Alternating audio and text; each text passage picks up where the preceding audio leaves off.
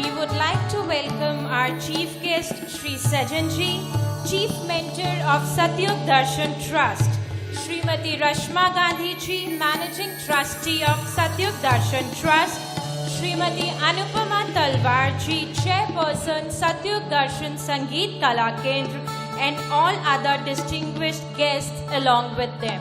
Please welcome them with a big round of applause.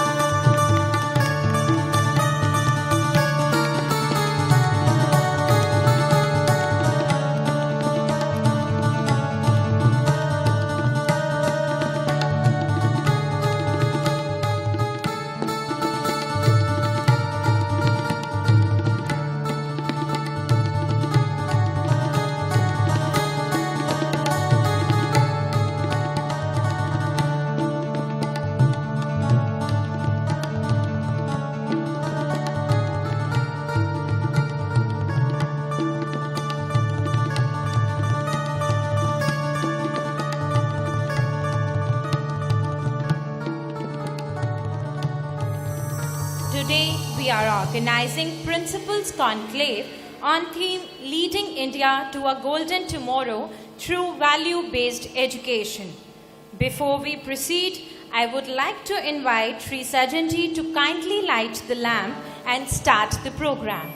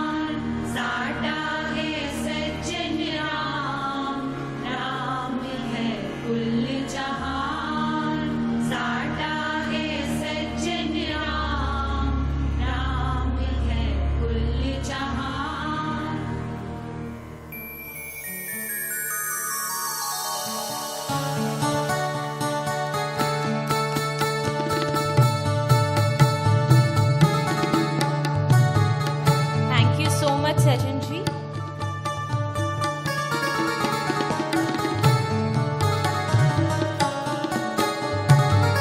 The mantra which you just recited, Sada hai Sajjan Ram, Ram hai Kul Jahan, means God is my best friend and He is omnipresent.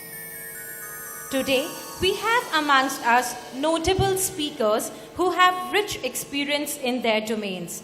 The speakers for today are Dr. W. Selvamurthy, who is a distinguished scientist and a former Chief Controller, R&D, DRDO. Dr. Selvamurthy is now President of Amity Science, Technology and Innovation Foundation and Chair Professor, Life Sciences. Sir, we welcome you. Dr. Surendra Prasad,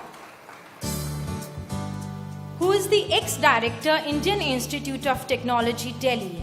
He received his B.Tech degree in Electrical Engineering from Indian Institute of Technology, Kharagpur in 1969 and M.Tech and PhD degrees in Electrical Engineering from IIT Delhi in 1971 and 1974 respectively. Dr. Prasad held many prestigious positions in his illustrious career. Sir, we welcome you.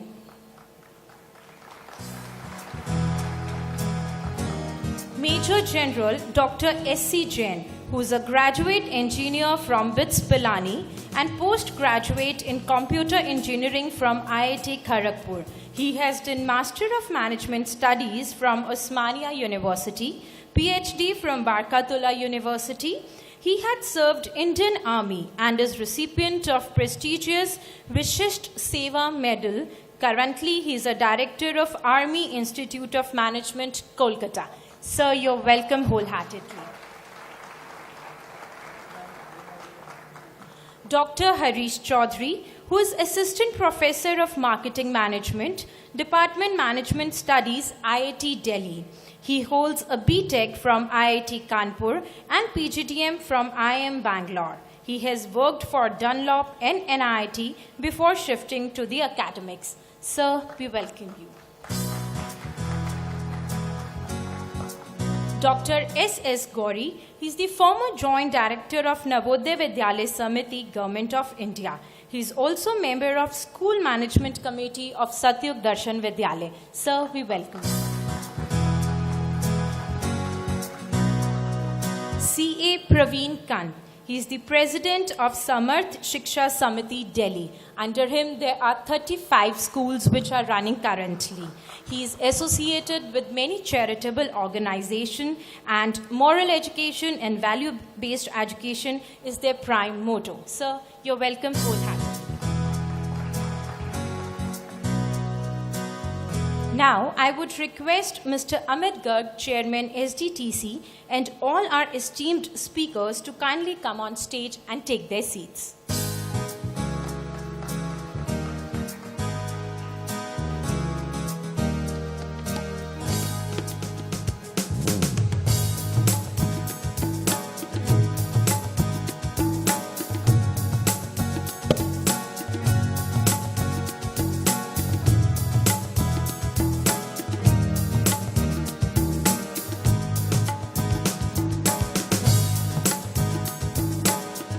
Now, I would like to request Mr. Amit Garg, Chairman SDTC, for welcome address. Currently, Mr. Garg is Operations and Collections Leader for Asia Pacific GE. He has done his engineering from Thakur Institute of Patiala and has a rich industrial experience for more than 17 years. In his tenure of 17 years, he has worked with big organizations like Whirlpool, Honeywell, and General Electric. Mr. Amit Garg.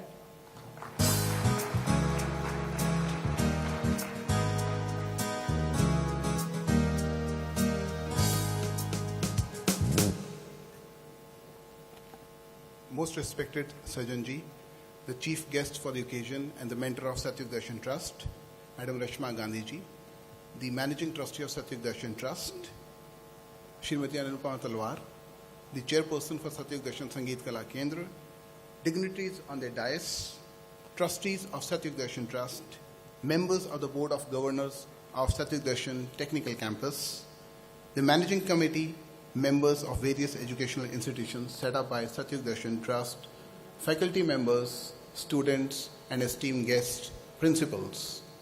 A very warm welcome, good afternoon, and Jai Sita Ramji. I feel privileged and honored to extend this warm welcome to all of you. I thank each one of you for taking your precious time out and joining us on this auspicious occasion. A special thanks to our chief guest for sparing his time and agreeing to enlighten us with his rich experience and spirituality. Esteemed dignitaries on the dais and learned academicians, thanks for your support for the cause of this conclave. For those of you who are visiting this place for the very first time, I welcome you on behalf of the Trust with open arms. As the newest members of the family of Satyug Darshan Trust, it's my personal belief that whosoever joins this trust or connects with this trust for whatever reasons or for whatever person, for whatever reasons, actually belongs to this trust. This person, I believe, is sent as a noble soul by the Spirit, Holy Spirit, for a unique purpose. So welcome home. Your own trust, which you have become the newest member, is a public charitable trust. Comprises of all sections of society, individuals who are committed selflessly to the elevation of physical, mental, and spiritual sufferings of humanity through all possible means, and therefore lead the world to a golden era, the golden era of truth called Satyug, which is through character development, through values, through fraternity and love for humanity. Unfortunately, in today's world, we are witnessing a continuous deterioration to the morality and human code of conduct in the society. Education, I believe, is the most effective medium to develop human minds. It is imperative for us to need to strengthen our education system in order to prepare, motivate, and guide students for commitment to values and professional ethics. Today's conclave has been organized to debate and deliberate on this serious issue which is impacting the life of almost every human being on earth. I wish to seek the views of learned people in this room, the educators like yourselves, to actually evolve an effective teaching methodology or learning process to strengthen the commitment of students and building professionals who are committed to ethics and excellence in life. Your enthusiastic response today in this conclave has already made this conclave, which I believe is a unique platform for others to follow. I'm sure that the learnings that you will take from here to your institutions will be so enriching that it will actually lead to a silent internal resonance to transform every being you come in contact with as an educator. I would like to express my sincere gratitude to the management of Satyug Darshan Trust for organizing this conclave. In view of this response we got from various schools who wanted to participate but could not, there are a lot of people who are on their way. In view of this response, I would request the Trust to make this event an annual event and continuously evolve and develop a robust and fail-safe process of strengthening our education system to inculcate true moral values in our students, to be worthy of being called Satyugins in true sense and human beings above all in true sense. On the left-hand side, what you see are the 7 cherished values of mankind, which are based on principles of equanimity and even-sightedness, which, upon adoption, can help a person realize one's limitless potential and brilliance. I would urge each one of you to take some time out to understand the philosophy and the meaning of each of these values and go back with the resolve to personify these values in your life. Little about the Trust. As the name indicates, Satyug Darshan. It is an organization which has embarked upon an endeavor to establish the constitution of Satyug, the approaching era of truth in the society. The Trust has set up various educational institutions to achieve this objective. The opening of Satyug Darshan Technical Campus, which offers courses in undergraduate like BBA or a BTech, and postgraduate courses in management like PGDM, is a step taken to develop professionals from this campus who would be considered as symbols of ethics and excellence. Satyug Darshan Institute of Education and Research. It's a B.Ed college which is in this campus. It has been set up to once again establish ethics and wisdom of our teachers who were worthy to be called as real gurus. Our 15 music centers set up across various parts of India, which are affiliated to Prayag Sangeet Samiti of Allahabad, imparts training in classical music and dance to help the society realize benefits of this art and therefore evolve purity in its mind.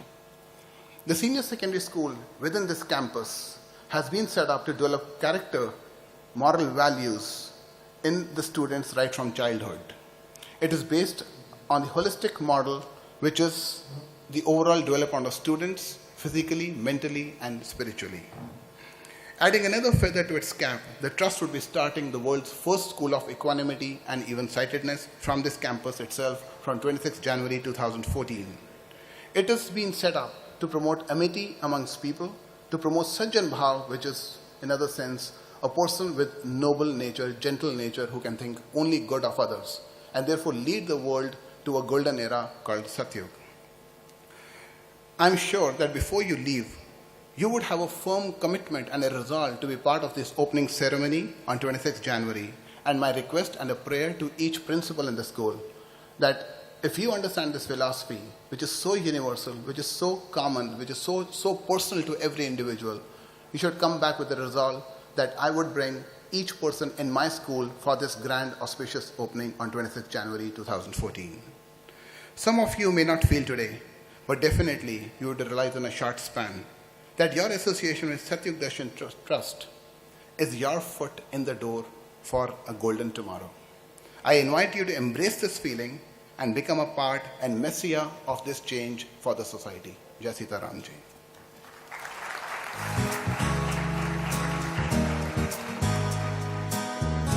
Thank you so much. Now, I request our first speaker, Dr. Salva Murthy, to please express his views on the theme.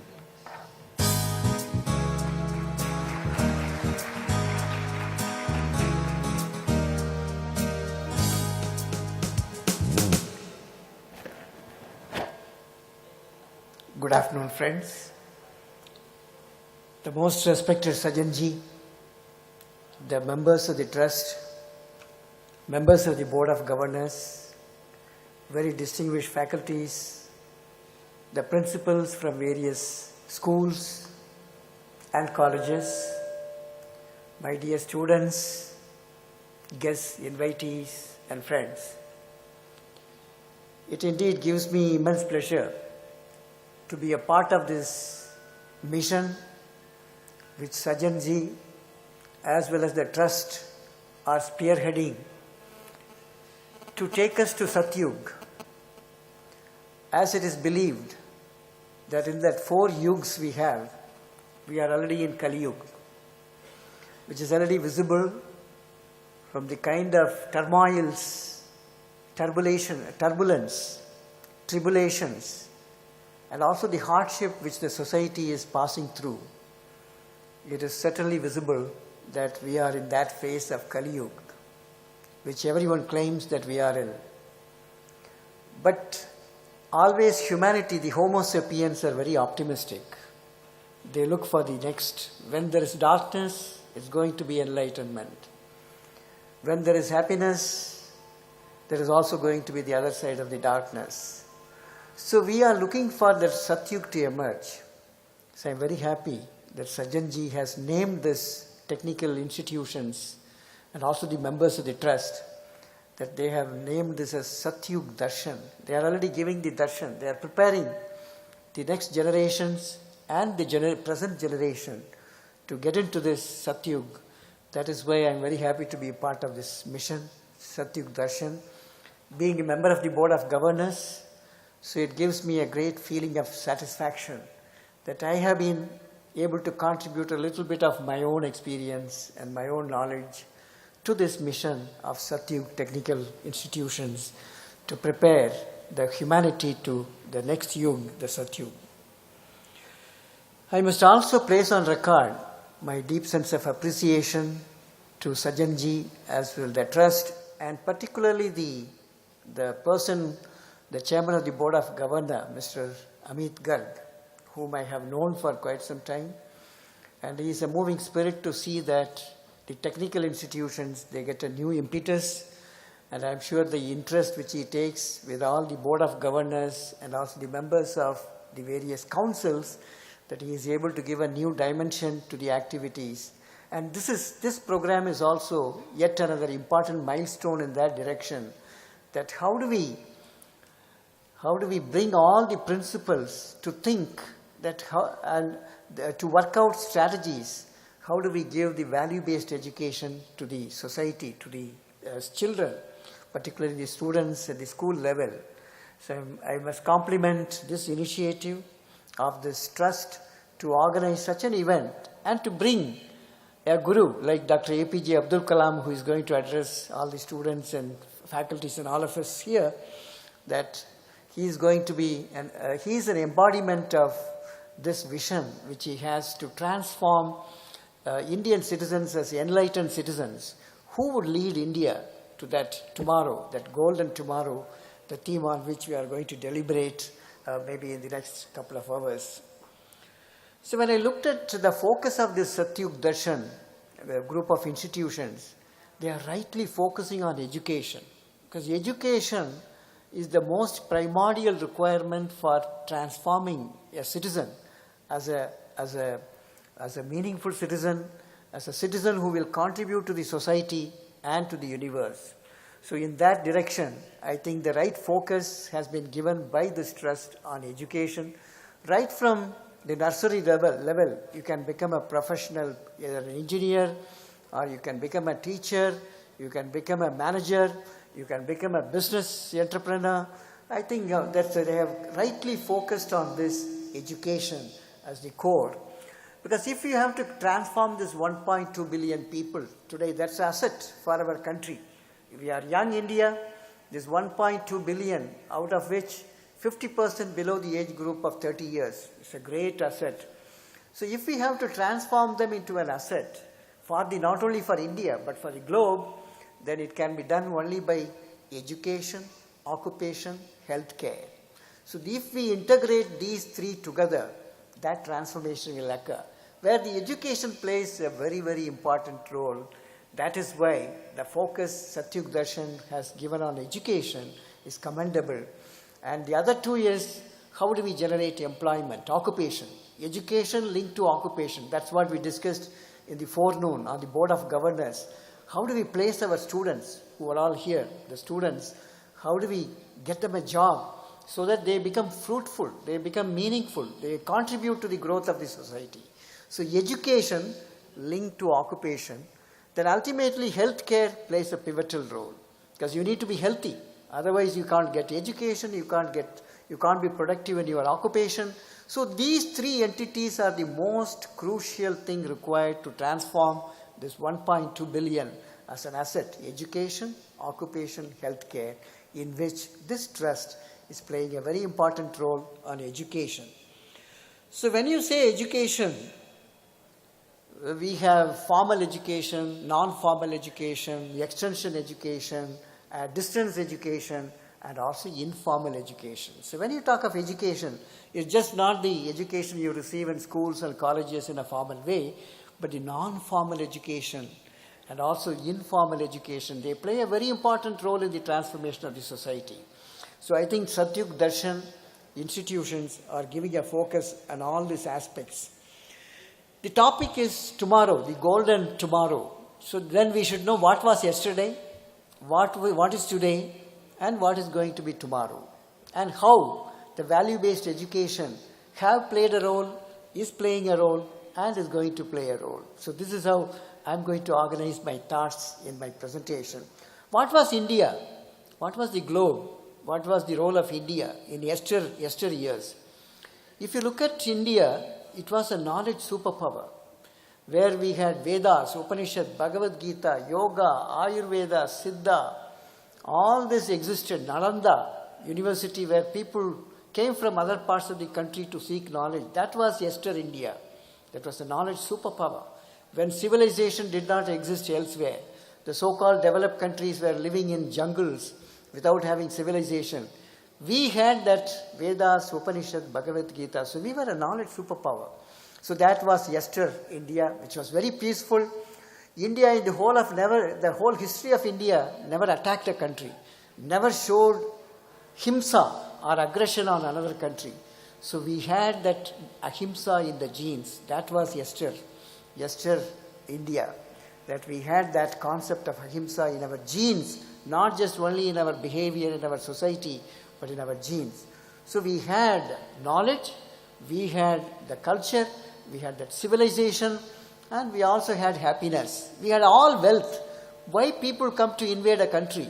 Because you had a wealth of knowledge, wealth in terms of real gems, jewels, precious stones, everything existed here. So a thief will come only to a country which is rich, or a person will enter the house which is rich, will not go to a pauper's house. So the many countries invaded because we were rich in all aspects. So India was a rich country, rich in knowledge, rich in wealth, rich in happiness, rich in culture, rich in civilization, rich in heritage. So India was that. What is India today? Look at this. It's very painful to compare what we were and what we are today. Today, if you look at the ranking of the whole world, poverty, illness, and the happiness index, and the GDP of course in terms of the number we are showing, GDP growth rate is very high. But in absolute GDP, per capita income. So if you look at all this, we are not in that position which we were earlier. So in terms of knowledge, if you look at the universities, I don't find that 500 universities at the global level maybe one or two institutions here and there is appearing in that list. So it's very painful. You know, we were leaders once upon a time, knowledge superpower, and we enjoyed all that in yesteryears. Today, when you look back retrospectively, it is very painful to look at what we are today, where we are today, corruption, ill health, all this, what you don't want to see in a society, all that illness is today. But then what are we looking? Our Indians are always very optimistic, and also we look at a brighter future tomorrow. It's very bright. Tomorrow is going to be bright, the golden tomorrow. That's the theme on which the whole topic is going to be discussed. Tomorrow is golden, tomorrow is beautiful, tomorrow is happy, healthy. So that is what is India going to be. Tomorrow's India is going to be a very happy India. We had, if you look at the history, latest history, we had industrial era between 1870 to 1960 was the industrial era. We missed, India did not contribute to that industrial revolution because we were under British colonial rule. So we were under the British colonial rule, so we didn't have opportunity to participate. Industrial revolution we missed. Then came information era, 1960. By the time we were almost more than 10 years to 1 decade older in terms of the independence. But then between 1960 to 2000 in the information era, India contributed very, very significantly, but not taking a leadership role. So we participated, we used information technology revolution in the service sector, which produced 60% of our GDP growth rate. GDP came from actual service sector, even overtaking the agriculture. It came that most of the income came from the service sector using information technology. Now we are in new knowledge era. That is 2000 onwards, we are in knowledge era where India is going to take a lead role. That is where institutions like Satyug Darshan and many institutions in the country should play a lead role to take India to the original position. That is where the value-based education is going to play a pivotal role in this transformation, in making India as a powerhouse, lighthouse, not only powerhouse, lighthouse for the whole world. So that is what will happen through this value-based education. So that will happen by transforming this 1.2 billion as the enlightened citizens. Now, when you talk about the value-based education, what are those values we are talking about? The 7 virtues have been displayed here. So I like to place the first thing in terms of human values as honesty and purity. This is going to be the most important. If you are looking at Satyug, if you are looking at golden tomorrow, this is the first primordial. The honesty and purity is important. Because somebody said that we are not a human being looking for spiritual experience. We are actually spiritual beings who are now having human experience. What a wonderful statement.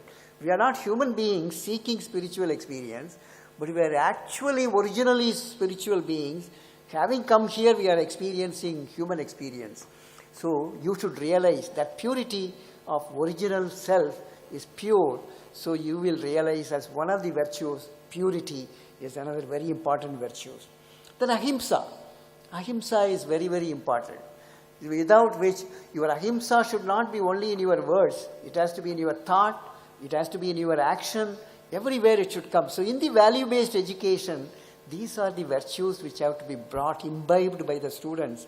That is what the principals, teachers, and faculties must imbibe. Just not only material knowledge which you will give by covering your credits, syllabus, all this will happen. But above all, you are going to transform a useful citizen. You are going to produce a useful citizen to the universe. So that is what is the role of value-based education, where these values will be imbibed. Then the concept of Advaita. Advaita concept is, if I make somebody happy, I am in fact making myself happy, because I am part of you. I am part of the whole universe. The individual self is also part of the unit of the universal self. So if I make one person happy, I am making really myself happy. This concept of Advaita will come in the education. You have to bring in the attitude of Advaita and giving and developing a sense of empathy, compassion Because once you have the Advaita concept, you will never inflict pain on others, himsa on others. So all this will be the values which you will have to imbibe through the education. Then adherence to societal norms. So this also will have to be brought in. Earlier in my days, when I was in schools, we used to have moral classes, ethics classes, and we used to be told stories not only by my grandmother, but also by my teachers in the classroom, some which will give very good meanings and also convey very important, meaningful ethics in the life. So all this was happening. But today, we are loading our children, school, colleges, only with syllabus, only books knowledge. You memorize, vomit, 90%, 100%. That is what is the aim, not to develop him as a good citizen. So when you say value-based education, you are not going to develop only an intellectual giants, but keeping a spiritual pygmy. So, intellectual giant, on the other side, spiritual pygmy. That is why the problem. His left brain, left hemispheric activities dominant activities have grown up, but right hemispheric activities have not been developed at all. Lopsided development. So you feel everything I want, my ego, everything is coming because you are developing such a lopsided personality rather than a balanced personality where left hemispheric dominant functions will be developed through education and the right hemispheric dominant functions will also be developed. I am very happy that Satyug is also having musical classes, arts, which will develop your right hemispheric activities. So you will not only develop the intellectual giant and also a spiritual giant, spiritually evolved person. So that is what is value-based education, in which both the parts, the holistic personality is developed, physical, mental, and spiritual development. If it happens through education, then it is value-based education. Today, not even physical development is not taking place. All our children, diabetes, hypertension, suicidal tendencies, everything happens in the young age right now. So patients, heart attack at the age of 20, 25. So it's very alarming. So when you took a look at Golden Tomorrow, you should teach them how do we lead a healthy lifestyle. It's education. Healthy lifestyle, what kind of diet you should eat, what kind of exercise you must have, what kind of the work schedule you must have, what kind of attitudes you should develop, how do you manage your stress, how do you make your personality resilient so you can absorb shocks. So all this is part of education. This education, value-based education, means you will develop that citizen who will be able to face all these vagaries of the life in addition to happiness of the life. So for which what we should do? The final part is what should be the role of teachers, parents, and also the society. How do we develop? It's just not only the role of teachers. It actually starts with parents. We are all parents also. Besides being teachers, we are parents. So the parents become the first role model for the child. If what you practice, the child will like to imitate. So I think the first role starts with the parents. Then now the role of teachers have increased in the present context. Why? Particularly the primary level teachers and secondary school teachers. Because now the parents don't have time to be with the children because they are busy. The wife is working, the husband is working, they come late. So the child is left to learn only from the teachers more than the parents. That is why the principals have a bigger role, the teachers have a bigger role, faculties have a bigger role to shape them, because the time spent by the parents are now rather curtailed because of the socio-economic changes, compulsions.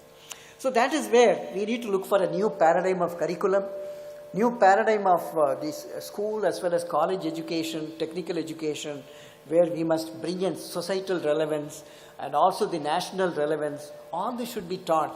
We even discussed in the Board of Governors today for this institution that how do we bring a societal relevance? Can we adopt some villages here, just in the nearby adjacent area, where our students on holidays or whenever they have time, they will go there, understand what is the health need, sanitation needs, water needs, how do we conserve water, how do we prevent waterlogging which produces mosquitoes leading to dengue.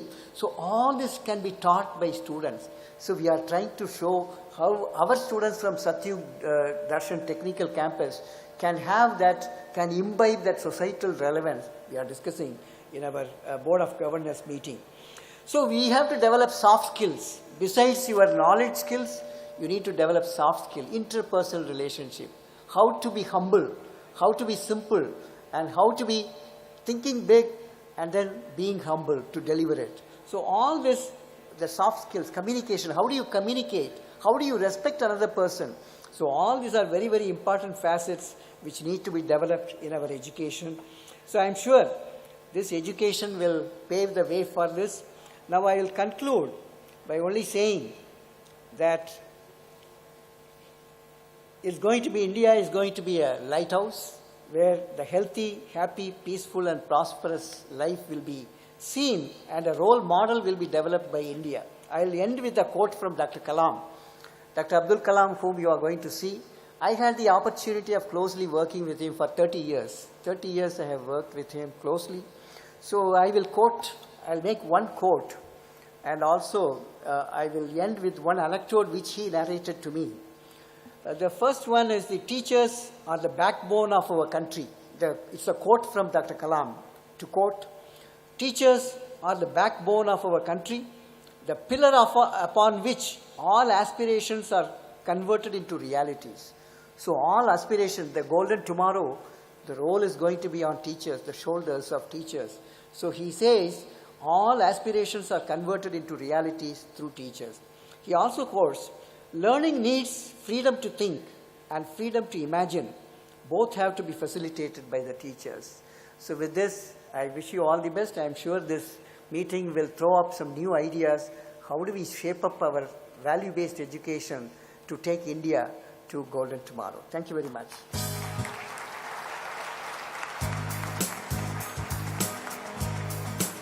Thank you so much, sir, for enlightening us with your thoughts. Now I request Dr. Surendra Prasad ji to please share his views on the same.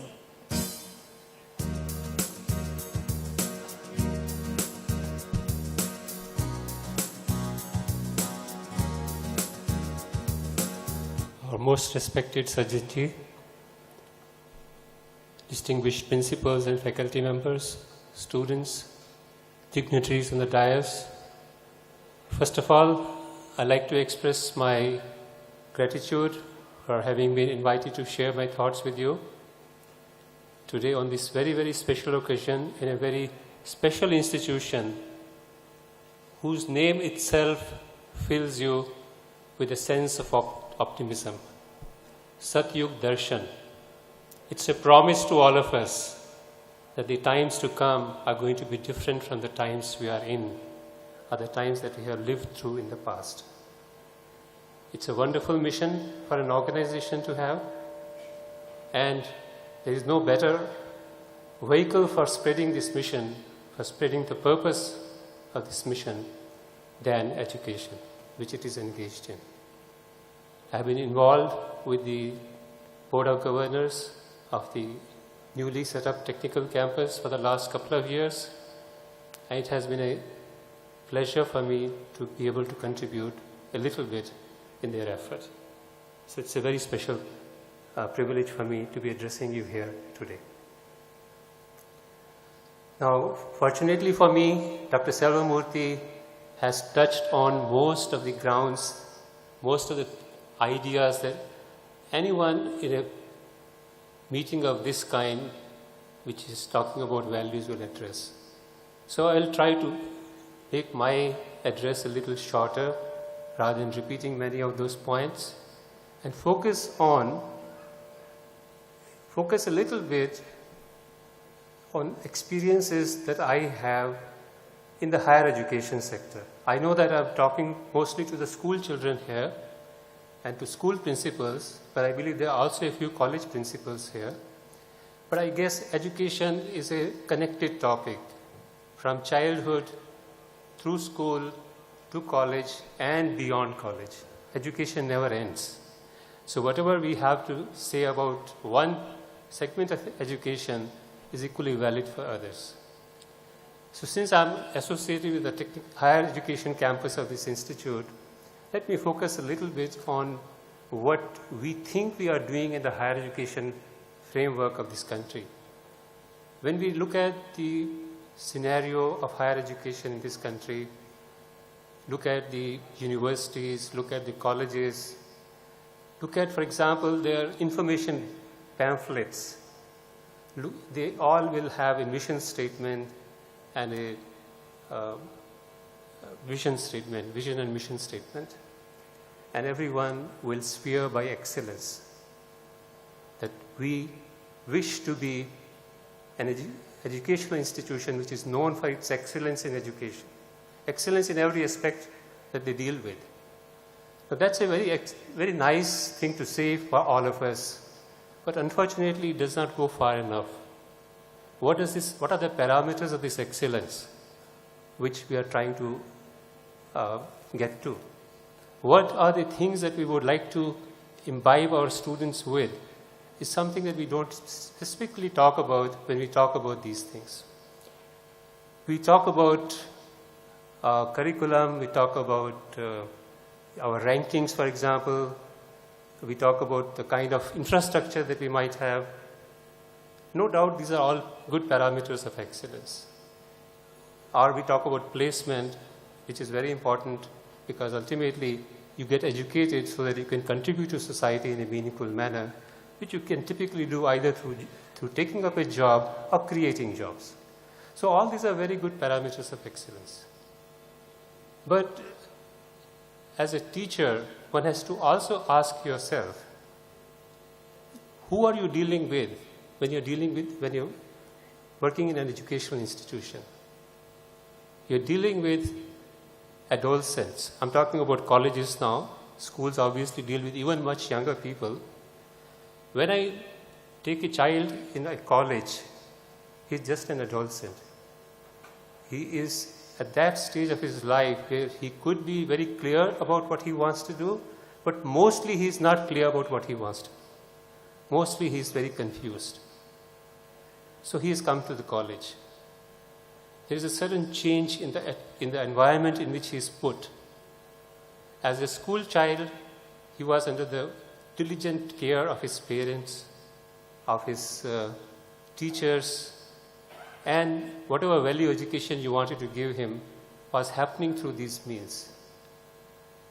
As he comes to the college, the first thing that he experiences is, and he experiences in great abundance, is the freedom that he has at his disposal, which he never saw before this opportunity.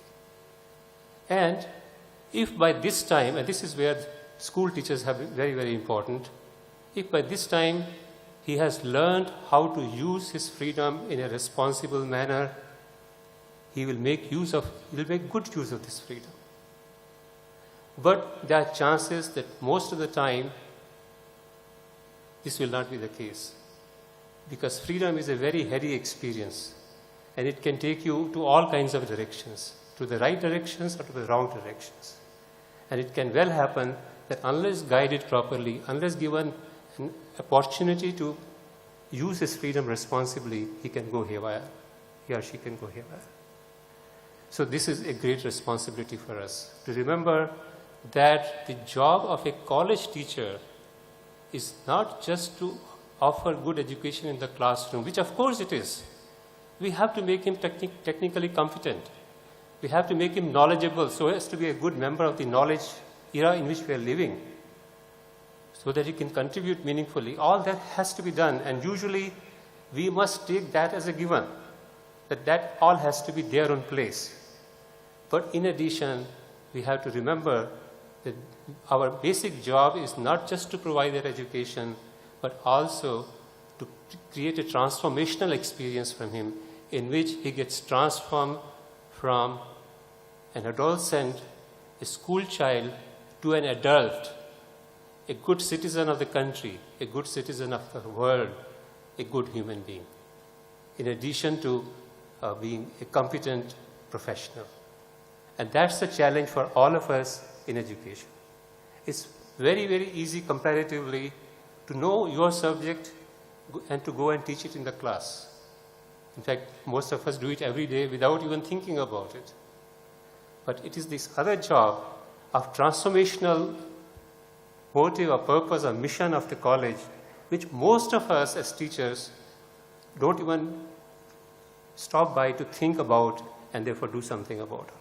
And my appeal to all those present here, the school principals present here, is to focus on this issue a little bit through their mechanisms, processes on the one hand, but more by involving the students and the faculty in this process on a daily basis on the other hand. We must also remember that it's very easy to talk about values, but it is very rarely possible to teach values by just talking about them in a classroom, by lecturing about them. You have to create new processes by which values can be more easily imbibed through platforms which you create at the school level or at the college level, where students are encouraged to introspect about whatever they want to do or they are doing or they will be doing in future. And once that introspection process starts and they see a few good examples in front of them, everything else will follow. So I'll not take too much time. I'll just again express my gratitude to having been given this opportunity to talk to all of you. And I wish this organization and this new technical campus the very best in its future. Thank you very much for your kind attention.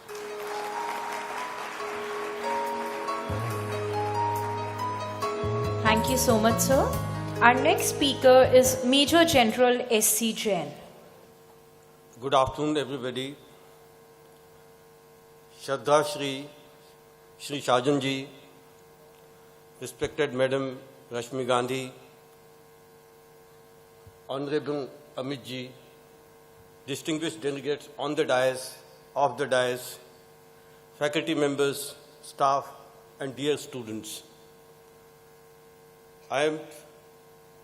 It is my proud privilege to address this gathering, and I am thankful to Satyug Darshan for giving me an opportunity to put a few of my views. The conclave today is at a very opportune time when we have in the environment, if we go outside Satyug Darshan, we see that the education per se, or the venues, what we say. Now I'll just touch upon the education. There is a total commercialization or the monetization of the education. When the student is entering the college, his first question is, how much I have to pay, and what is the job I am going to get, what is the pay package, and what is the grammar quotient which is attached with my employment. What is required to be known as what is the learning I am going to do, what is the value I am going to derive in life, all these questions, it takes a back seat. So this is a big challenge because education today is taken an assembly line that the student is coming with the fee, passing out with the degree. Now how this changes into the venue, this seminar which has been taken up is a very apt time so that the values, ethics, character building and these issues can be touched upon. Second, in the society, if we see today in the environment, there is a big disconnect. And the disconnect is the moment we start talking about, I am not talking about the campus like Satyug Darshan, but in a normal campus when we start with the topic of ethics and these things, the students, they run away. You talk of any moral values, there hardly any time. But if you connect and if you imbibe and if you start telling them, say if you want to say innovations, and if you talk about 3 idiots, there is some connect. If you want to take about hard work, dedication, perseverance, you talk about Bhag Milkha Bhag or some kind of a thing, the student connects. So in front of the teacher today, there is a big challenge. First is to connect with the student and give the message. Second is imbibing these values to the student. Because value is never taught. Values are always caught. It is caught by the recipient. It is internalized by the recipient. Now how it is done, everybody is a stakeholder in imbibing the student, because whatever the student they see, whatever is happening in the society, whatever the teachers are teaching, whatever the peers are doing, whatever they see, they internalize these values. So each one of us is a stakeholder that we exhibit very exemplary behavior in front of the student, on parade, off parade, all the times, so that the student pick up the right values and they become the good citizen of our country. I wish Satyug Darshan and each present over here that we all become successful in our mission and we take the nation to the further heights. Thank you very much.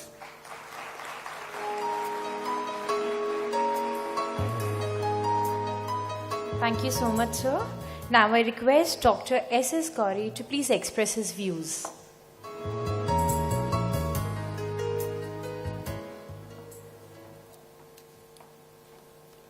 Honorable Sajanji, distinguished guests and visitors, principals and dear students.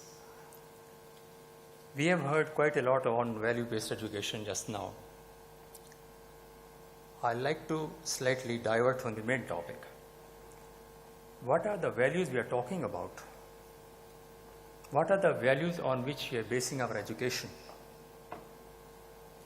Perhaps, as per my opinion, values are ideas, concepts, or beliefs which are very, very important for a successful person, important for life, important for our children in schools also. Which are the different values? We do speak to our children in classrooms. We do tell them that there are aesthetic values. I may not be explaining the aesthetic values. Perhaps everybody knows about them. Moral values, social values, and spiritual values. Now, unless we develop all these values in our children, I feel perhaps we cannot think of basing our education on values. Let's create values in our children first of all, before we talk of education based on the values. See, going back to the history of our education system, right after partition, Radhakrishnan Committee, or commission, was formed in 1949, if I recall correctly, and they had suggested, that is by Radhakrishnan Committee, that in schools we should be able to inform our children about the lives of great men or the leaders. They learn from them. This was the very first attempt at our political level.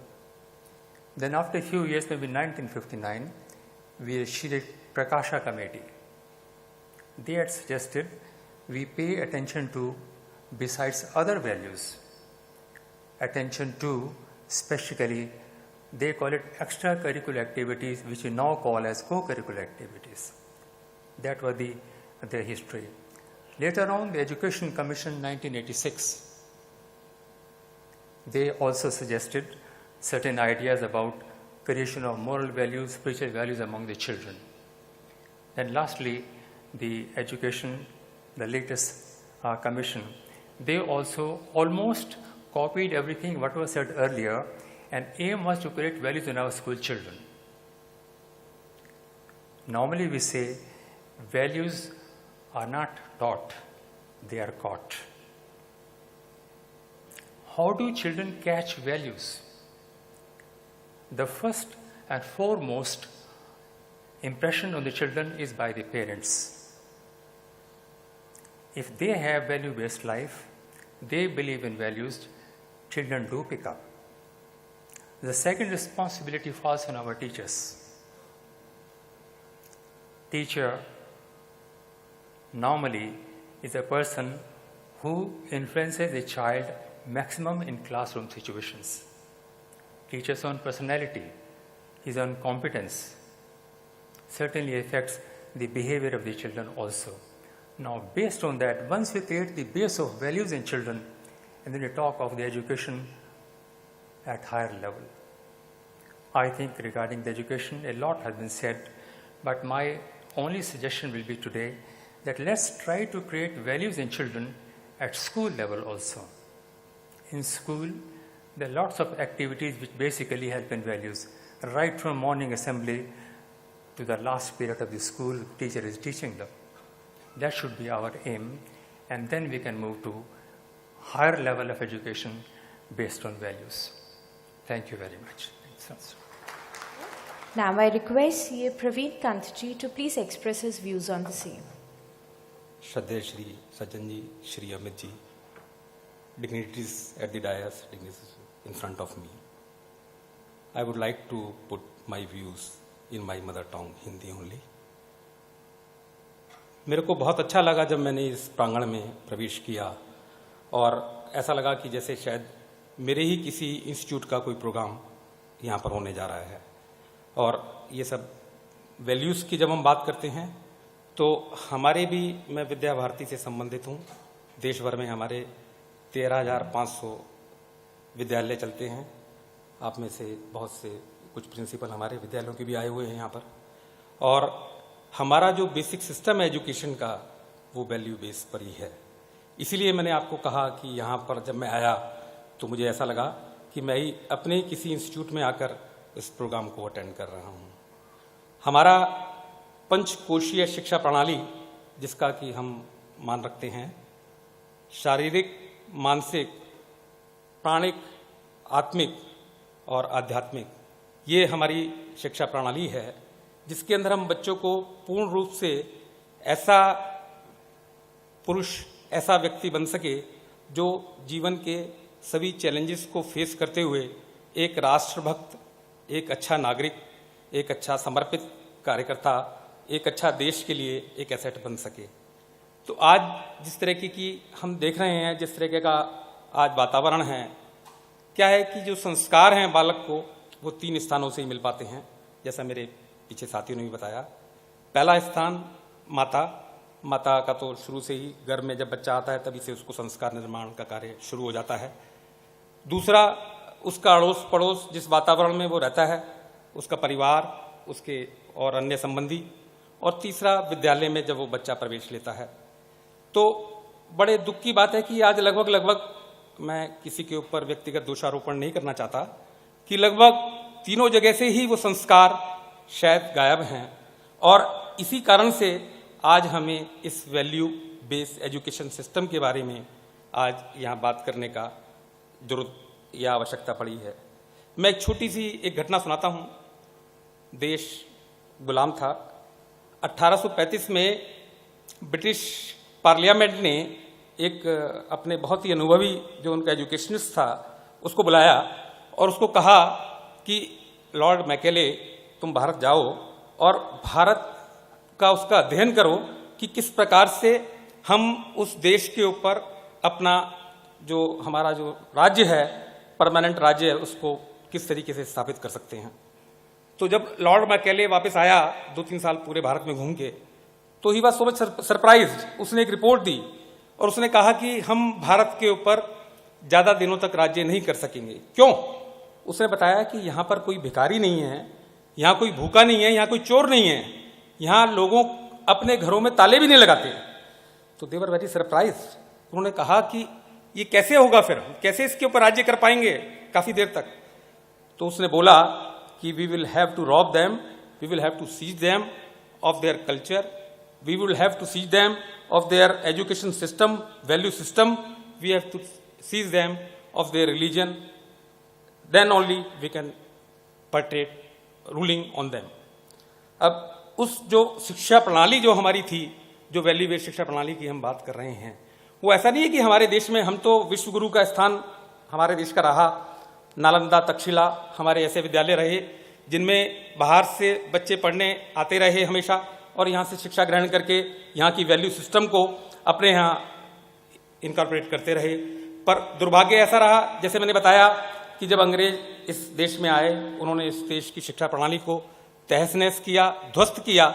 और ऐसी शिक्षा प्रणाली का जिसमें हम लोग केवल एक क्लर्क बन सकें, एक पैकेज लेने वाले ऐसे कार्यकर्ता बन सकें, जिसका एक ही मकसद हो कि हम खाली जो है कुछ और ना सोचें। एक ही कमर्शियलाइजेशन, जैसे अभी हम बात कर रहे थे कि हम एक कमर्शियल एस्पेक्ट, एक रोबोट टाइप का हमें बना दिया गया, जिसके अंदर कोई विचार नहीं है, जिसके अंदर कोई सोच नहीं है। एक ही उसकी सोच है कि खाली मैं अपने लिए ही सोचूं, मेरे लिए समाज का कोई लेना देना नहीं, मेरे लिए बाकी जो हमारी संस्कृति है, हमारी सभ्यता है, हमारा जो विश्वास है, उसके अंदर कोई लेना देना नहीं। शायद इसी का कारण है कि आज हम देखते हैं हमारे को आदर्श सामने प्रस्तुत नहीं हो पाते। हमारे नेता किस प्रकार से रहते हैं, किस प्रकार से भ्रष्टाचार फैला हुआ है, किस प्रकार से आप देखते हैं सड़क पर एक एक्सीडेंट हो जाए, अगर कोई माना कोई लाश पड़ी हो, गाड़ियां उस लाश के ऊपर से होकर निकल जाती हैं, कोई इतना भी तकलीफ नहीं करता कि कम से कम उस लाश को उठा के साइड पे तो रख सकें हम। तो जिस प्रकार की हमारी भावनाएं हो चुकी हैं, जिस प्रकार की संवेदनशीलता हमारे अंदर से खत्म हो चुकी है, आज छोटे छोटे बच्चे 10वीं 11वीं 12वीं के बच्चे रेप और इस तरीके की हत्याकांड, ये सब घिनौने अपराधों में लिप्त हो चुके हैं। और ऐसे नहीं, मैं किसी छोटे स्कूलों, छोटे विद्यालयों की बात नहीं कर रहा, आप सब शिक्षाविद हैं, बहुत विद्वान हैं, जानते हैं कि किस प्रकार से अच्छे बड़े बड़े जो दिल्ली के नामी विद्यालय हैं, उनके विद्यार्थी, उनके छात्र किस प्रकार से जो है शिक्षा प्रणाली से वंचित हो चुके हैं। तो वैल्यू बेस्ड जब हम शिक्षा प्रणाली की बात करते हैं, जैसा मैंने कहा कि अगर हम उनका शारीरिक, मानसिक, यानी शारीरिक विकास भी उनका हो, आज फास्ट फूड बच्चों को दे रहे हैं, कहाँ उससे शारीरिक विकास होगा। हम उनको, बच्चों को खेलने के लिए प्रोत्साहित नहीं कर पाते। हमारे बच्चे, कहीं देखा नहीं हमने, इतना बड़ा हमारा देश है 125 करोड़ का, कि कहीं वर्ल्ड किसी ने 2, 4, 5 मेडल मिल जाते हैं तो हम बड़ा उसमें खुश हो जाते हैं। तो वो जो सिस्टम है हमारा, वो शायद कहीं ना कहीं हमें उसके अंदर एक आमूल चूल परिवर्तन करना पड़ेगा। और मैं ये सतयुग दर्शन टेक्निकल ग्रुप है, इसके अंदर जब मैं आया हूँ आज पहली बार, तो मुझे ऐसा महसूस हो रहा है कि शायद जो आज जीवन की आवश्यकता है, जिस प्रकार के एजुकेशन सिस्टम की आवश्यकता है, जिस प्रकार के वैल्यू सिस्टम की आवश्यकता है, वो शायद सब यहाँ पर आप उपलब्ध करा रहे हैं। मुझे बहुत अच्छा लगा और मैं आगे भी, जब भी मुझे इस विद्यालय में, इस प्रांगण में बुलाया जाएगा, मैं कोशिश करूँगा जरूर आपके पास आने की। और मैं आप सबको बधाई देता हूँ कि आपने इतने अच्छे टॉपिक पर ये कार्यशाला आज यहाँ पर बुलाई। और डॉक्टर अब्दुल कलाम जो हमारे आदर्श रहे हैं, शायद 1-2 ही हैं ऐसे जो इस देश को कोई आदर्श दे सके आज़ादी के बाद, वरना मेरे को नहीं लगा कि कोई पॉलिटिशियन या कोई हमारा राजनेता ऐसा रहा जिसको हम ये कह सकें कि वो हमारे देश के लिए, हमारे बच्चों के लिए वो आदर्श है। तो मैं यही कह के कि भाई आज हमारी जो रिस्पॉन्सिबिलिटी है, जैसा मैंने कहा कि आज माँ बाप के पास भी टाइम नहीं है, समाज में जो वर्च्यूज़ हैं, समाज के अंदर जो गंदगी है, वो बच्चों को अच्छे संस्कार लेने नहीं देती। तो आप लोगों के ऊपर, एजुकेशनिस्ट के ऊपर, हम लोगों के ऊपर, हमारे जो प्रधानाचार्य हैं, हमारे जो आचार्य हैं, उनके ऊपर सारा बोझ आ जाता है कि हम किस प्रकार से हम अपने बच्चों को रिफॉर्म करें। हमारे बच्चों में ऐसा नहीं है टैलेंट की कमी है, हमारे बच्चे बहुत टैलेंटेड हैं, बस केवल उनको एक मार्गदर्शन चाहिए, केवल उनको एक गाइडेंस चाहिए। जो शिक्षा प्रणाली की, जैसे भाई साहब ने बताया कि 3-4 एजुकेशन बन चुके हैं, 3-4 कमेटियाँ बन चुकी हैं, तो हमारा देश का दुर्भाग्य है कि वो कमेटियाँ बन के रह जाती हैं। और जो शिक्षा प्रणाली में अमूलचूल जो परिवर्तन करना चाहिए, जो वैल्यू बेस्ड एजुकेशन जो है हमें बच्चों को देनी चाहिए, वो शायद वो अभी तक उस लक्ष्य पर हम नहीं पहुंच पाए। कुछ छोटे छोटे पार्ट्स में हमने थोड़ा बहुत उसका स्वरूप बदलना चाहा है, तो वो इतना कम है कि उसका इफेक्ट आते आते बहुत समय लगेगा। पर मुझे विश्वास है कि हमारी संस्थाएं, जैसा मैंने बताया, हमारी विद्या भारती या मैंने बताया जैसे 13,500 स्कूल चलते हैं हमारे। आपको शायद एक बात और मैं बताना चाहूँगा कि 50,000 एकल विद्यालय भी हम लोग चलाते हैं, जो ऐसे दूर दराज गांवों में चलाते हैं हम, जहाँ बिजली नहीं है, पानी नहीं है, गवर्नमेंट की कोई सुविधा नहीं है। उसमें 1 टीचर स्कूल हम उसको बोलते हैं। तो एक टीचर जो है हमारा कार्यकर्ता होता है, वो उस स्कूल में जाता है, उस स्कूल को चलाता है, और वहाँ के गाँव के जो है जो 20, 25, 30, 40 बच्चे होते हैं पढ़ने वाले, उनको प्राइमरी एजुकेशन देते हैं। उसके बाद उनको रेगुलर जो हमारे स्कूल आसपास होते हैं, उनमें हम उसको एडमिशन कराते हैं। तो हम भी एक छोटे से पुनीत कार्य में लगे हुए हैं। और मैं, जैसे मैंने कहा, मुझे बहुत अच्छा लगा आप लोगों के पास आकर, और आगे भी मैं इसी प्रकार से कभी मौका मिलेगा तो जरूर आऊँगा। धन्यवाद।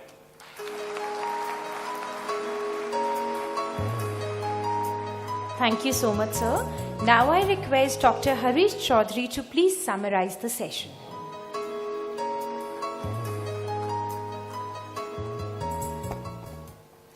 आदरणीय सज्जन जी, आदरणीय Shrimati Gandhi, Shrimati Talwar sahab, dignitaries on the dais, principals, teachers और बच्चों,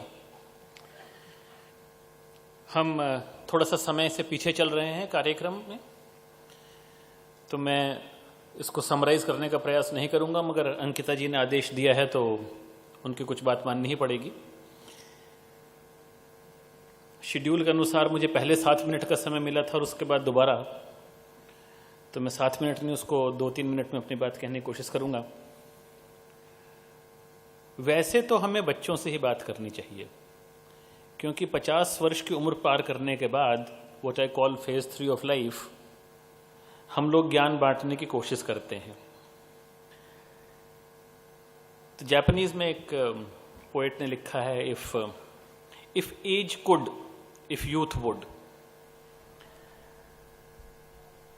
When we look at the development of child, and there are of course various models and stages, what is now believed in psychology largely is that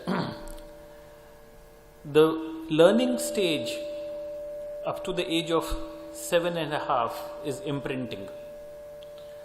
Up to the age of 14 is modeling, and after that the child starts questioning. And probably that is the crisis of adolescence.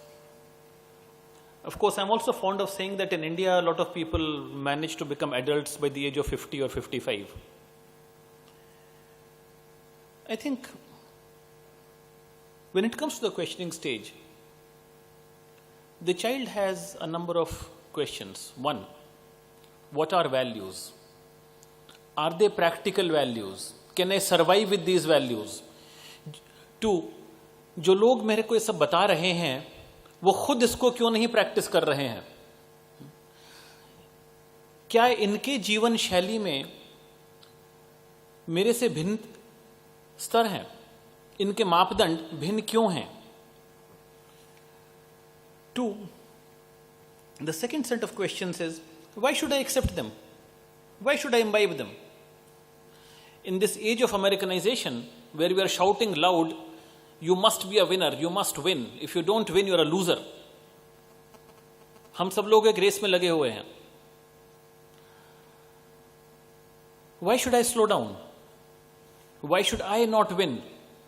Win at all costs. I'm very fond of saying that schools must have physical sports. There must be games. We must teach our children not how to win, but how to lose, and how to lose gracefully.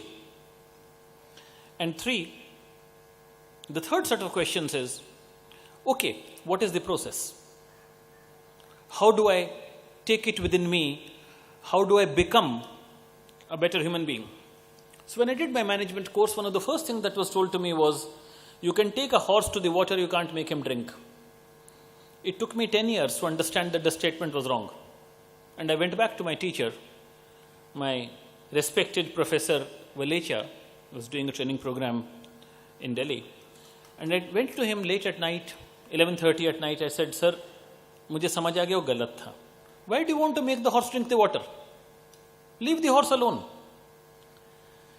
But if you can get the horse to be thirsty, the horse will find the water anyway. क्या हम बच्चों में एक जिज्ञासा पैदा कर सकते हैं और उनका मार्गदर्शन कुछ ऐसा कर सकते हैं कि उनको देखकर हमको कॉपी करने की, मॉडल करने की एक स्वयं से इच्छा बने? हम लोग भाषण देते हैं. I was reading a book by Swami Ramtirth, and he says, preferably don't speak. But if you have to, ask 3 questions. Is it the truth? Is it necessary? Does it help? भाषण से तो values नहीं होती हैं. मैं सज्जन जी का आभारी हूं, मैं अमित जी का बहुत आभारी हूं कि उन्होंने मुझे आमंत्रित किया, क्योंकि यहां आकर मुझे महसूस हुआ, और मुझे ऐसी अनुभूति बहुत जगह होती है जहां शांति मिले, अच्छा लगे, वहां वैल्यूज हैं, और उसमें आप रहेंगे तो खुद ब खुद आपके अंदर वो उतर जाएगा. बहुत प्रयास करने की आवश्यकता नहीं है, केवल शुद्धि की आवश्यकता है. और क्योंकि हम एक दोहरे समाज में रह रहे हैं, कुछ हिंदी कुछ इंग्लिश, और मेरी भी पढ़ाई कुछ हिंदी में कुछ अंग्रेजी में हुई, तो मैं दोनों का मिश्रण ही बोलूंगा. This is from a Nobel Prize winning book by Nobel laureate William Golding, Lord of the Flies. And he says, if you could close your eyes to the ferny coverts on either side, if you could shut your ears to the slow suck down of the sea and the boil of the return, then there is a hope that you might put the beast out of mind and think of escape. The beast is in our minds. Usko bahar nikalna hai. And the whole process is to look inwards, not outwards. Can we train ourselves on that? So I'll stop with this, because there is much to be said, with a quote from Buddha. At end, there are only 3 things that matter: how much you have loved, how gently you lived, and how gracefully you let go of things that did not belong to you. Thank you.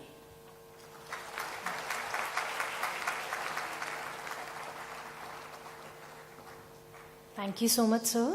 I thank you all for your valuable thoughts. We hope that all the academicians present here will take them back to their respective institutions and become the change ambassador.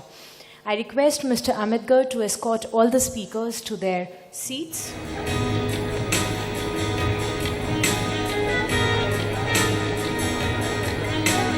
Now I request our chief mentor, Sri Sajanji, to kindly come on the stage and bless us with his words of wisdom.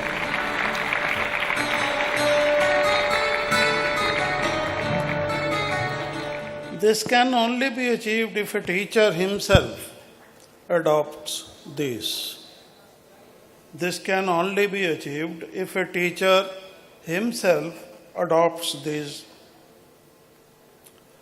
values and becomes a role model for his students. Because students learn more from observing actions of their seniors, teachers, and parents, the role of a teacher in shaping them is all the more important.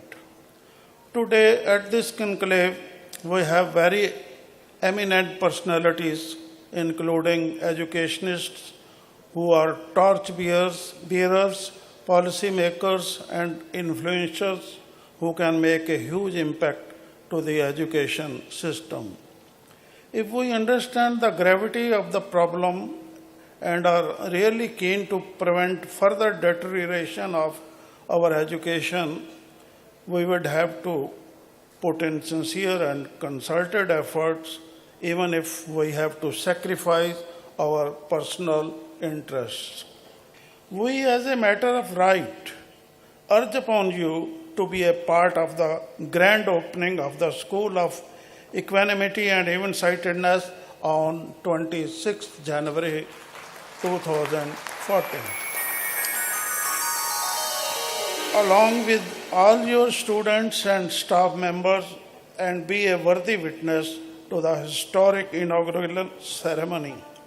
At the same time, we also expect your selfless commitment by offering your available transport facility for this grand ceremony to help other desirous persons be part of this auspicious inauguration.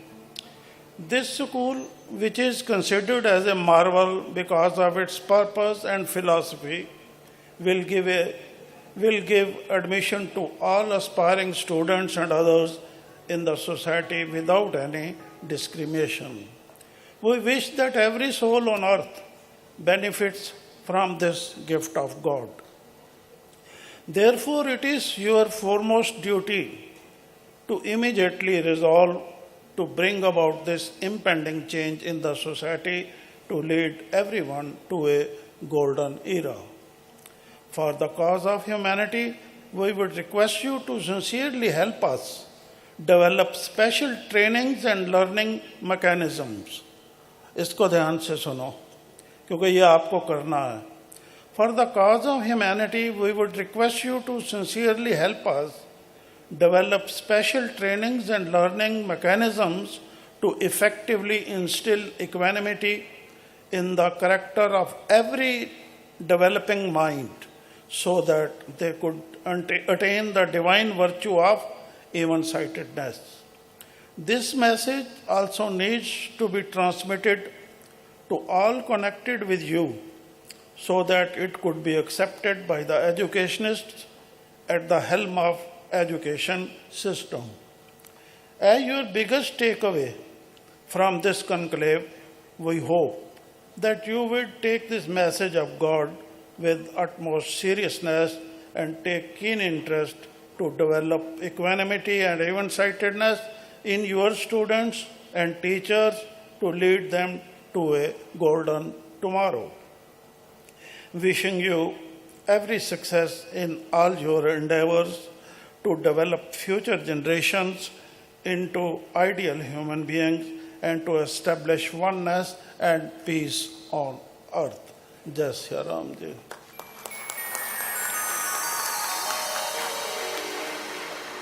So इसके बारे में भाषण से नहीं होता ना, तो will to change होनी चाहिए ना.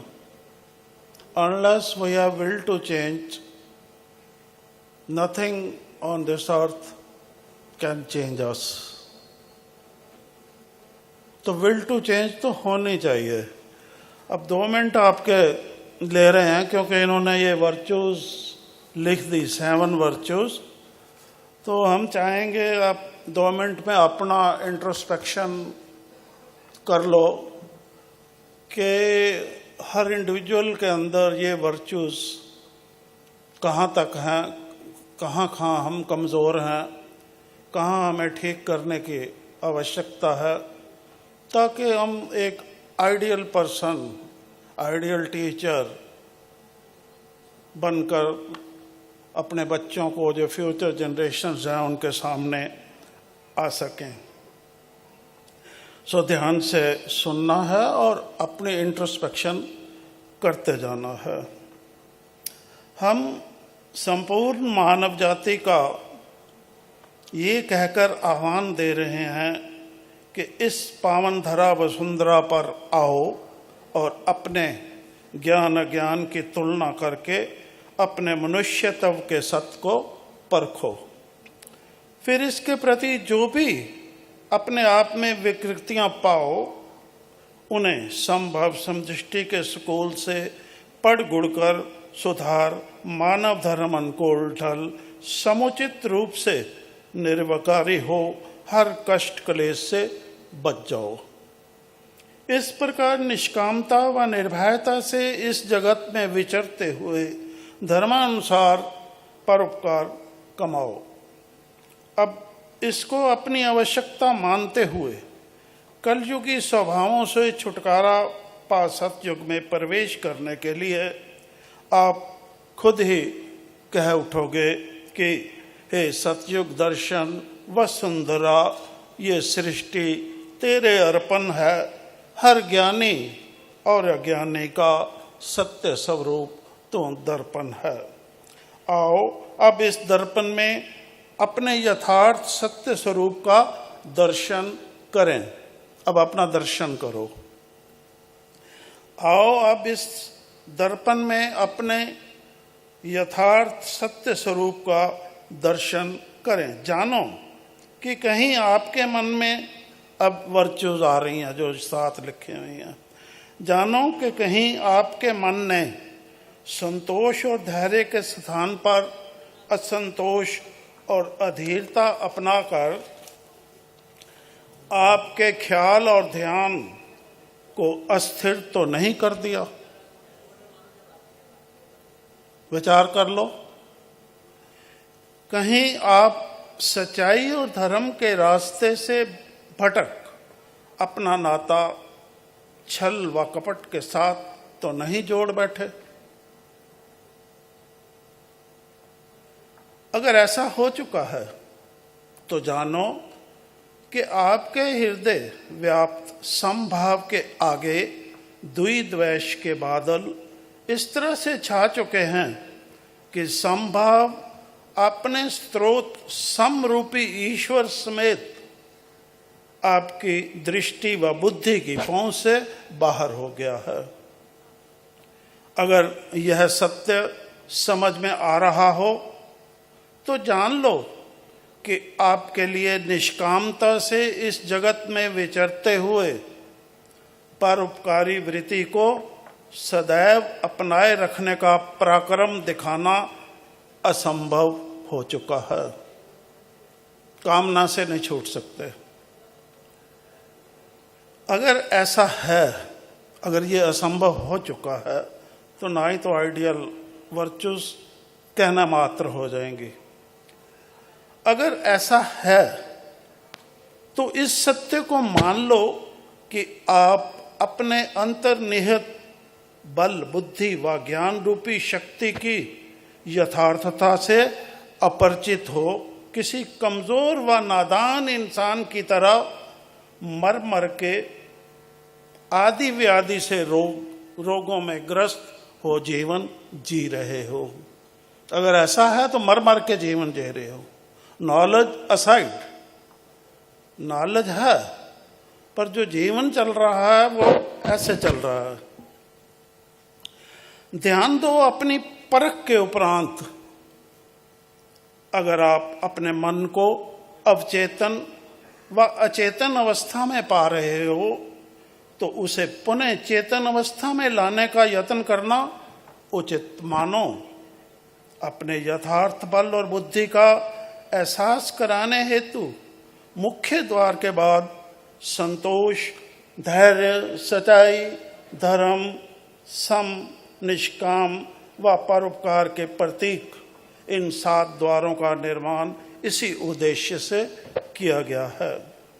ये 7 द्वार हर मानव के लिए संतोष, धैर्य धारण कर सच्चाई, धर्म के मार्ग पर निर्भयता से चलते हुए सम अवस्था द्वारा निष्काम भाव से परोपकार करने के प्रतीक हैं।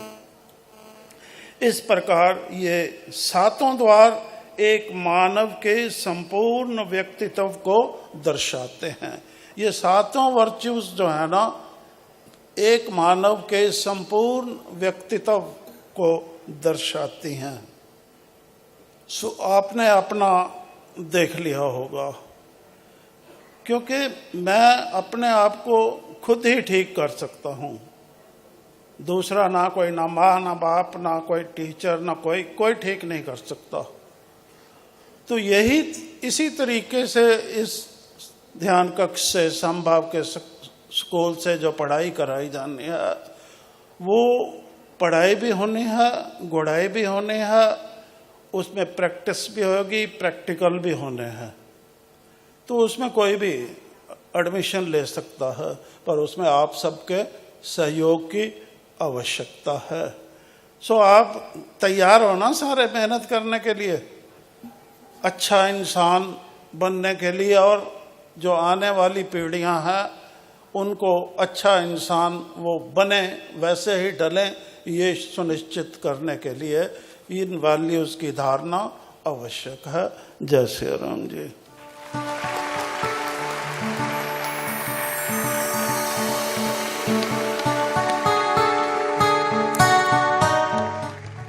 Now I request our chief mentor to kindly stay on the stage and felicitate the principals. I'll just call out the names and would request you to come. Aravali International School, Dr. Anita Vaishnav.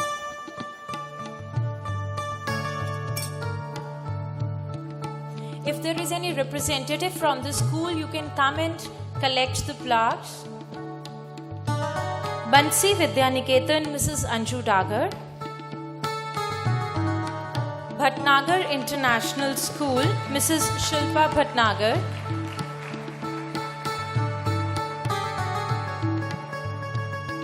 Bright Scholar Senior Secondary School, Dr. Gitanjali Grover.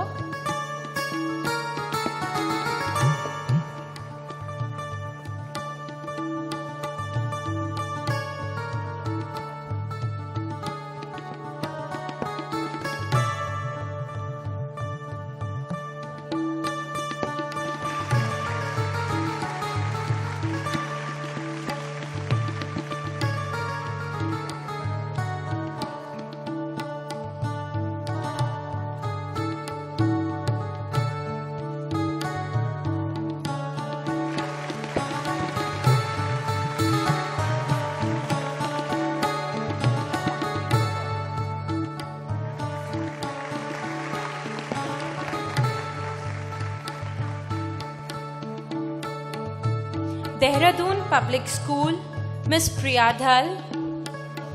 Dehradun Public School, Miss Renuka Sharma.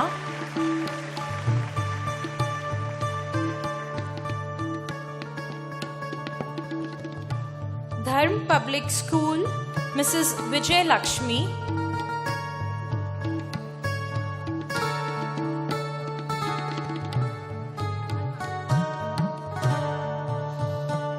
Ganga International School, Mrs. Charu Kapoor.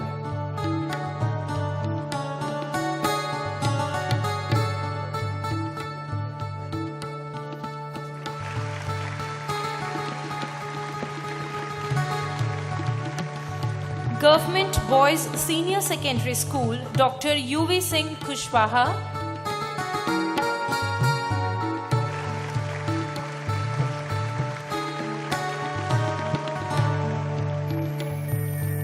Greenwood School, Mrs. Jyoti Sharma. Harrow Public School, Miss Neena Kaul.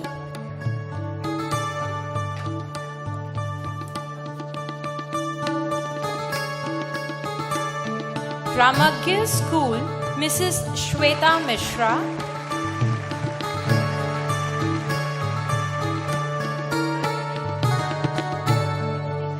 The DPSG International School, Dr. Priyanka Mehta.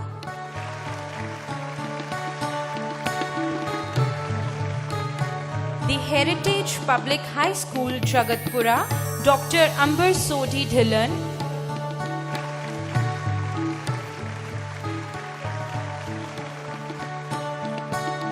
Avian School, Mrs. Ritu Rajneesh.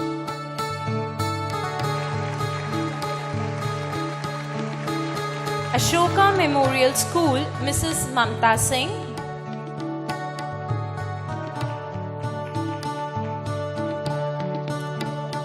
Goldfields Public School, Mrs. Shashi Adlakha.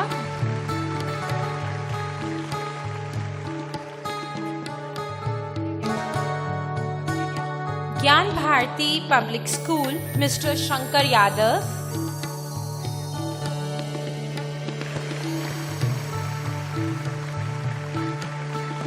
Gyan Mandir Public School, Mrs. Sumati Anand.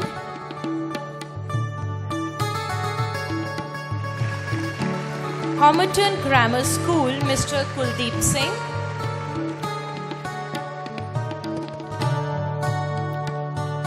Navodaya VN School, Mr. R.K. Sharma.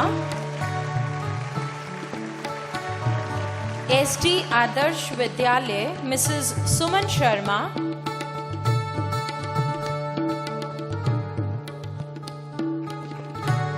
SOS Herman School, Mr. Subrata Kundu.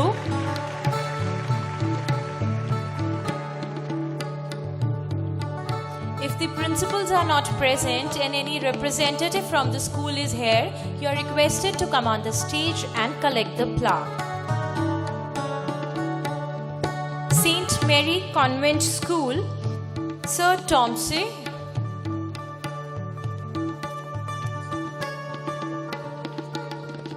Bluebells School, Mrs. Sharmila Chatterjee. Nathupur Government School, Mr. J.B. Bhardwaj. Model Sanskriti School, Mrs. Surinder Kaur.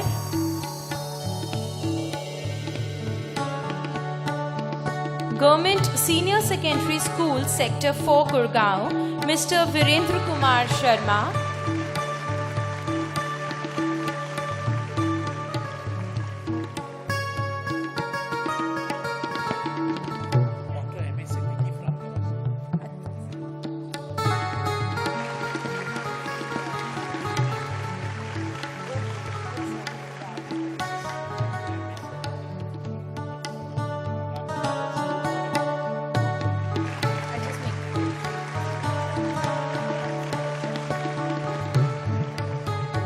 Lord Jesus Public School, Mrs. Seema Sharma. Lions Public School, Mrs. Nilima Prakash. Government Boys School, Sona, Mrs. Rekha Malik. St. Michael's School, Gurgaon, Father Alphonse Erokia.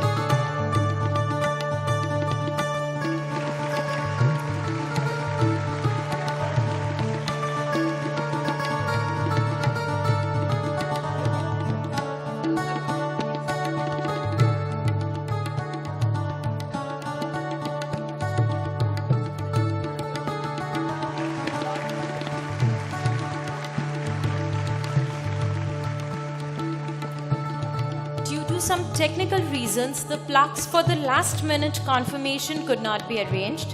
We are sorry for that, and our trust representative will deliver the same to your good self, but still you are requested to come on the stage and receive a token.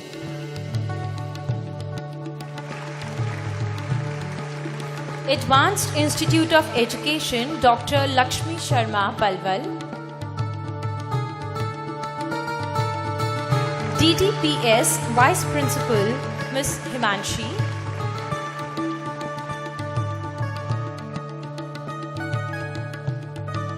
Government Senior Secondary School, Mehelanwali, Yamunanagar, Mr. Rakesh Gupta.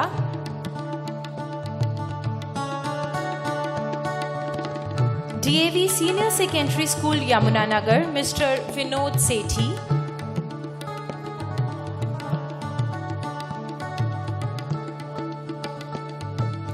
DAV School, Sector 37.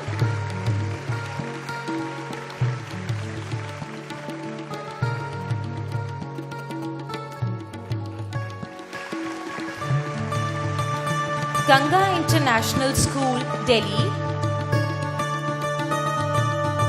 Jain Senior Secondary School, Mrs. Kamlesh Juneja.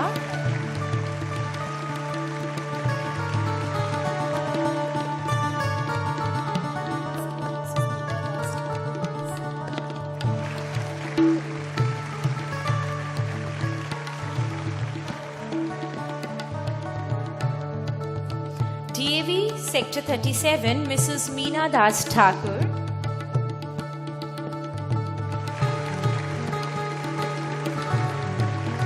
GNT Saraswati Bal Mandir, Mr. Kuldeep Chachan.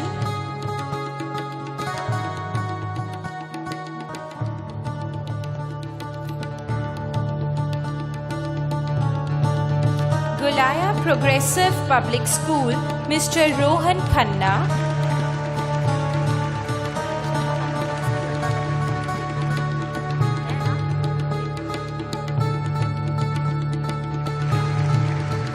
Karam Singh Memorial Senior Secondary School, Mr. Jagbir Singh.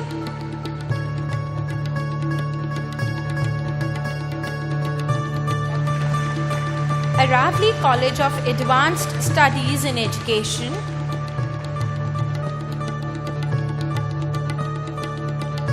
New Happy Public School, Mrs. Bindu Sharma.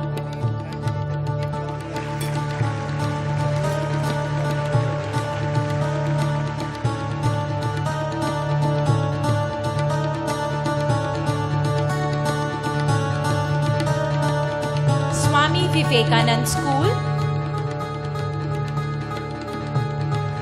DAV Public School, Yamunanagar, Mr. Vijay Singh Thakur.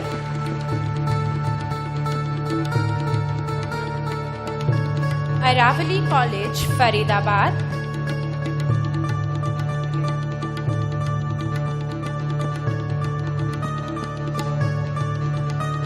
BSM Senior Secondary School, Sonipat, Mr. Dharam Prakash Dahiya.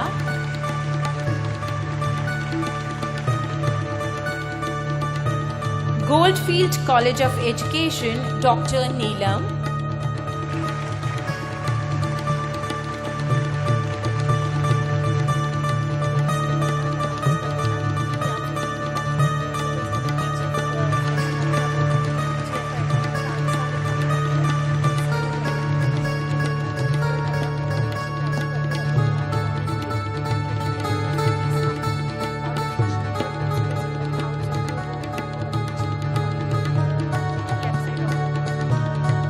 GFITM Jhansa, Dr. N.A. Ansari.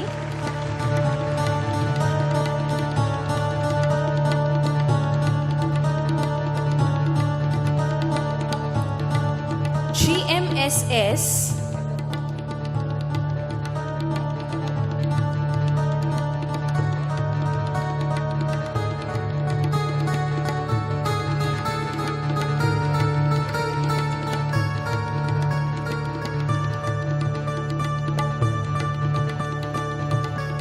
GGS NIT Faridabad.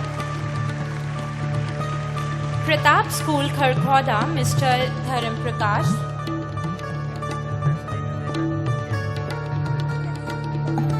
FN Angel, Delhi. The Aryan International.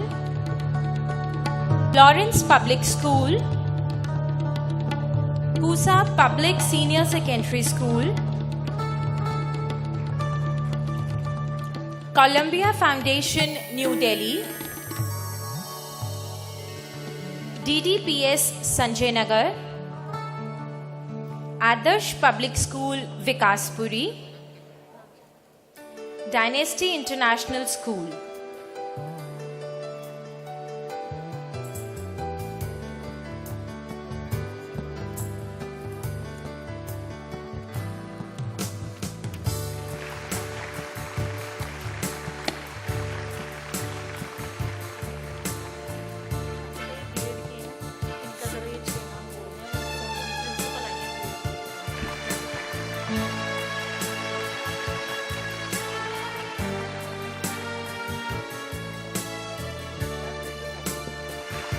Dr. Lakshmi Sharma, Principal, Advanced Institute of Education, Aurangabad, Palwal.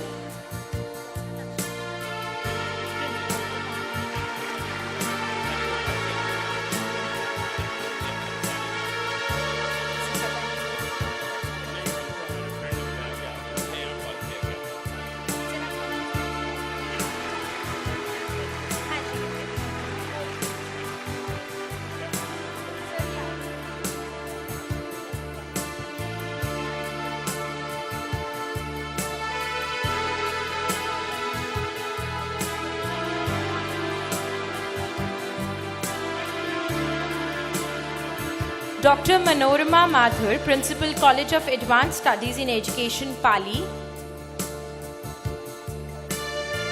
Dr. Vandana Sharma, Assistant Professor, Aravali College of Advanced Studies in Education, Pali.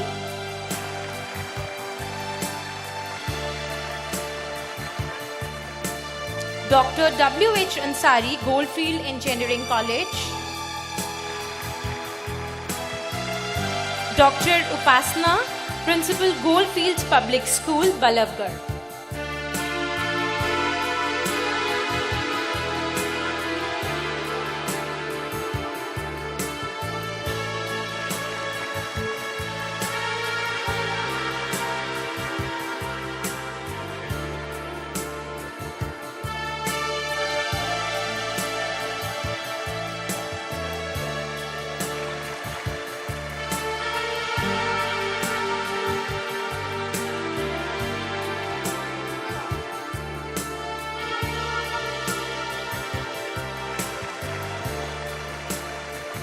Mr. Atma Ram, Chaudhry Harpal Singh Convent School.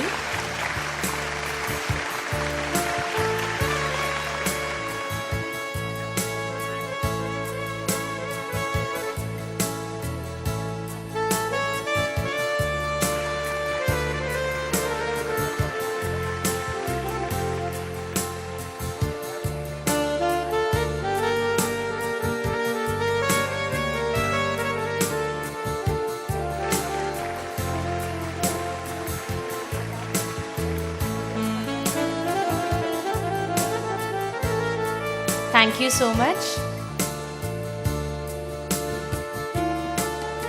If anyone is missed out, we are really sorry for that.